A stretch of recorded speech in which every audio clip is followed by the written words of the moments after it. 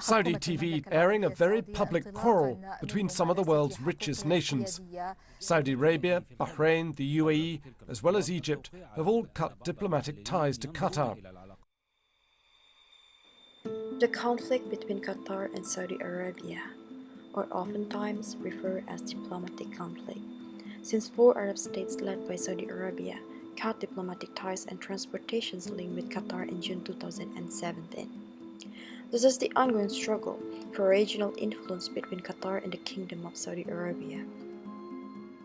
This conflict is believed to have been strained since the beginning of the Arab Spring as a result of power vacuum that states sought to fill, with Qatar being supportive of the revolutionary wave and Saudi Arabia opposing it.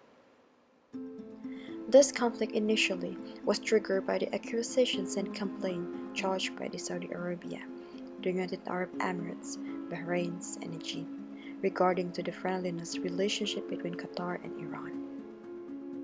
Adding up to this matter the fact that Qatar was also accused to support terrorism, the Saudi-led group accused Qatar of supporting Al-Qaeda, an Islamic State terrorist, as well as the Muslim Brotherhood, an Islamic organization that several Gulf states have banned and designated as a terrorist group. To worsen the situations, a bunch of hackers published a story on Qatar's news agency, quoting Qatari Emir Sheikh Tamim bin Hamad Al Thani as criticizing mounting anti-Iran sentiment after a trip to the regions by the US President Donald Trump. Qatar officials quickly deleted the comments and appealed for calm as Saudi and the UAE newspapers, clerics, and celebrities accused Qatar of trying to undermine efforts to isolate Iran, resulted Saudi Arabia and its allies produced a list of 13 requirements including shutting down Qatar's state-backed global TV stations, Al Jazeera, cutting back diplomatic ties with Iran, and severing relations with the Muslim Brotherhood.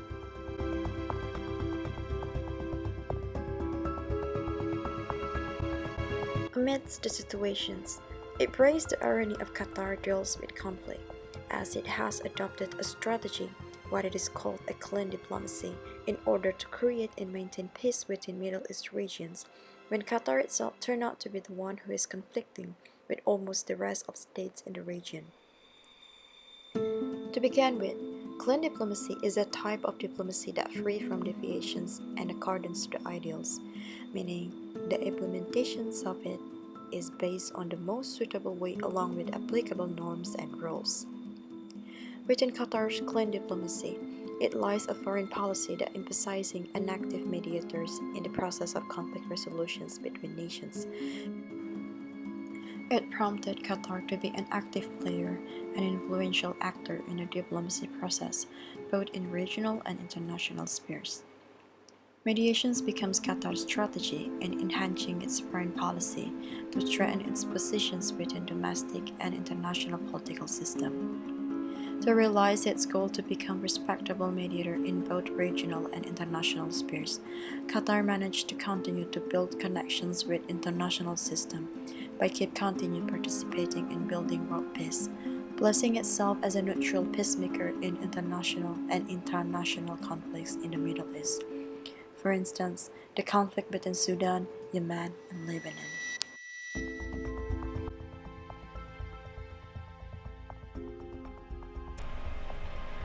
Regarding the conflict, Kuwait stepped up to be a mediator. The role of Kuwait here is an attempt to bridge the Gulf rift that occurred between more than half of the GCC countries.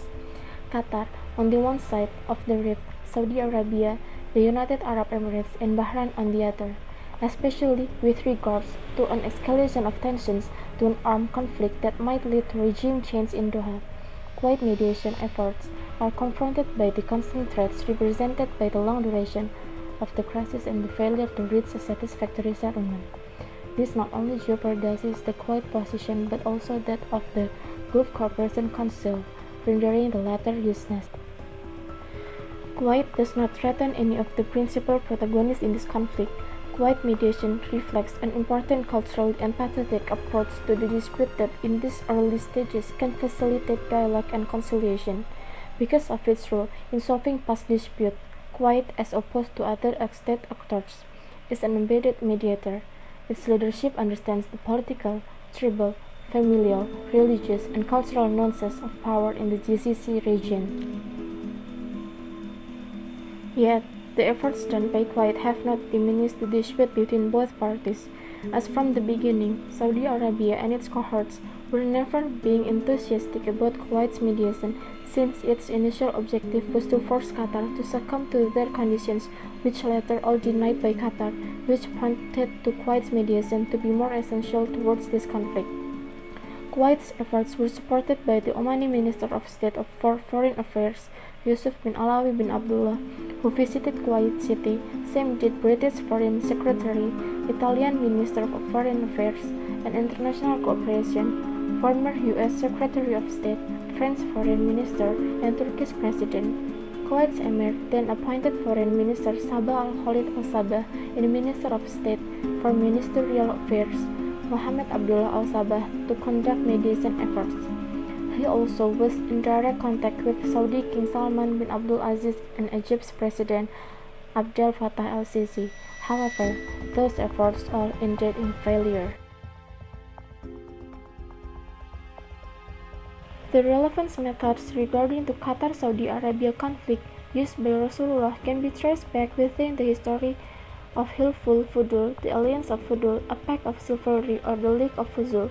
It was an oath to resolve chaos, disorder, and conflicts from the society of Mecca.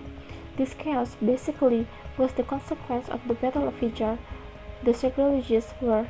In the absence of central authority in Mecca, this battle was broken out in the fair of Fulkazin between the Quraysh and Qais tribe. It prolonged its bloody fights by 10 years in the valley of Mecca by the revengeful temper of Arab tribes. As a result of the war, the law and order of Arabia had been broken. Society became unsecure to live at. A number of lives were lost, oppression, hijab, robbery, and many more took the place of hospitality in entire territory.